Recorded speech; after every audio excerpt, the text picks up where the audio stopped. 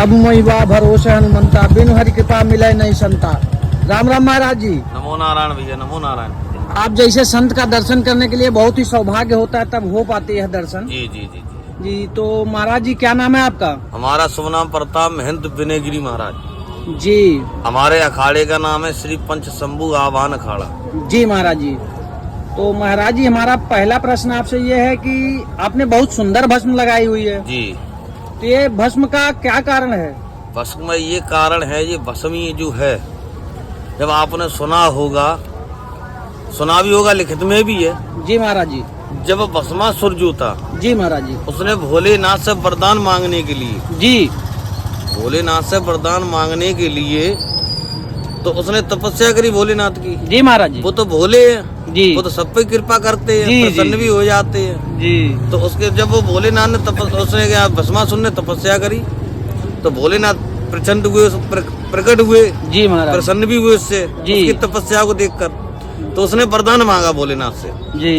कि मुझे ऐसा वरदान दीजिए प्रभु जिससे मुझे कोई मान नहीं पाए। जी। तो भोलेनाथ बोले, संसार में ऐसा कौन सा व्यक्ति आया उसको जाना तो है ही है, आया तो उसको जाना ही है, जी और वो जाएगा।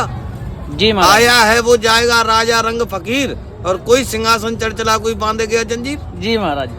तो होता क्या, जब भस्मासुर ने वरदान मांगा तो वो भोलेनाथ ने की जाओ तथास्तु। जी। जब भोलेनाथ ने जब उनको वरदान दे दिया तो उनने की इनसे वरदान तो ले ली, मैं अजमाए किस पे। जी महाराज जी। तो वो भोलेनाथ के पीछे पीछे पड़ गया। जी। बोले हम तो आप ही भजमाएंगे। तो भोलेनाथ बोले, जब मेरी सिर पाते तो मैं ही भस्म हो जाएगा, तीनों लोग का स्वामी मैं ने वरदान दिया। जी। तो वो भसते भोलेनाथ आगे भस्मासुर पीछे पीछे, भोलेनाथ को ही दौड़ा लिया। हाँ। जब बसते बसते पहुंचे भोलेनाथ के आने विष्णु भगवान के पास में, जी। उनने पूछा, क्या है प्रभु, कैसे तीनों लोग के स्वामी बज रहे हो? उन्होंने कहा ऐसा ऐसा भस्मासुर को मैं वरदान दिया है। जी। और ये भी बता दिया, तो उन्होंने कुछ क्षण ही पहले बताया था, जी। जब मृत्यु तेरी होगी करने वाले स्वयं विष्णु भगवान होंगे। जी। तो विष्णु भगवान ने मोहिनी का रूप रखा है। जी। उससे ये कहा था, प्रेरित प्रवाचा, वो तो वही मोहित हो गया भस्मासुर। जी महाराज। देखकर मोहित हुआ, और मोहित होने के बाद में बोला, अरे बोले कि मोहित तो हो गया, तभी दर्शन मेरे प्राप्त हो पाएंगे तुझको।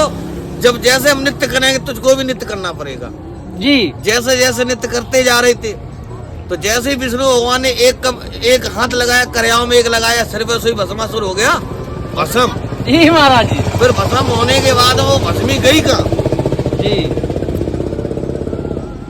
वो भस्मी स्वयं आज महाकाल के अंदर, उज्जैन के अंदर चढ़ रही है। महाकाल बाबा आज देखते एक प्रति चढ़ती है, एक मूर्ति की। जी महाराज जी। सुबह 4 बजे के टाइम पर भस्म आरती होती है उज्जैन के अंदर। जी। बहुत सुंदर भस्म आरती होती है उज्जैन के अंदर। कहिए, अकाल मौत वो मरे जो कर्म करे चांडाल का, काल उसका क्या करेगा जो भक्त हो महाकाल का। जी महाराज जी। तो वो भोलेनाथ ने चढ़ाई थी। जी। तभी आज महाकाल के अंदर एक भस्म चढ़ती भोलेनाथ के ऊपर। तो भस्म लगाने का ये राज है आपका। हाँ जी महाराज जी। स्वयं महाकाल बैठे हैं यहाँ। तो जी जी जी। तो महाराज जी क्या उम्र होगी आपकी? हमारा संदेश जिसका संस्कार है जी। 16 साल का हूँ मैं। तो 16 साल के हैं आप। तो महाराज जी आप इतनी ठंड में बिना कपड़ों के बैठते हैं, आपको ठंड नहीं लगती है? क्यों ठंड लगेगी, सब कृपा प्रभु की है, सब भोलेनाथ की कृपा है, गुरु महाराज का आशीर्वाद है। जी। तो आपने ये जो आप नागा साधु बने हुए हैं, ये किस उम्र में आपने साधु का? 2010 में संस्कार कराया था। जी। अब 16 साल का हूँ। अच्छा, जब से आपने साधु वाला रूप धारण किया। एक तो वो जन्म होता माँ के कोख से लिया जाता, दूसरा जन्म वो होता जो सन्यासी बना जाता। जी जी जी जी।